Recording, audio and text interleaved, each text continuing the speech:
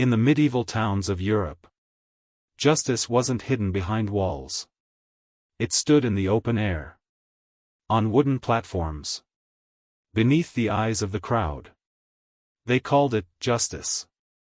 But history remembers it differently.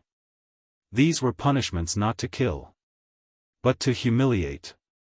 To crush the soul before the body ever broke. A man, too fond of ale. Too loud in the tavern. Too drunk to stand. They forced him into a barrel.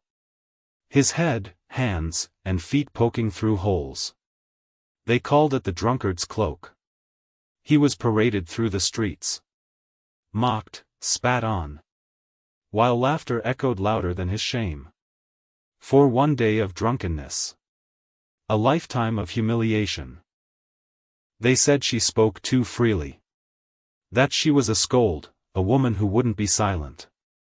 For that, they built a chair. Wooden, crude, and merciless. Tied to it.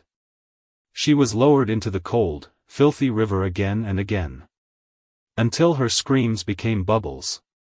And the town was quiet once more. For thieves and traitors. There was another mark, one that never faded. A heated iron pressed to the flesh. Leaving a scar that spoke louder than words. A single letter burned forever. T for thief. F for fraud. V for vagrant. In a world where honor was everything. The mark meant exile. Some crimes didn't deserve death. They deserved memory. The pillory, a wooden frame. Hands and head locked in place. Days would pass. Rain, flies, jeers. And sometimes, stones. Their crime written on a sign above their head. So even strangers knew their guilt.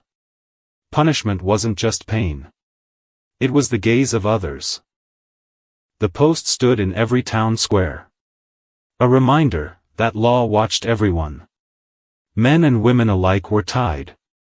Backs bare to the public. The whip cracked not once. But for every coin stolen. Every oath broken. Some fainted. Some never woke.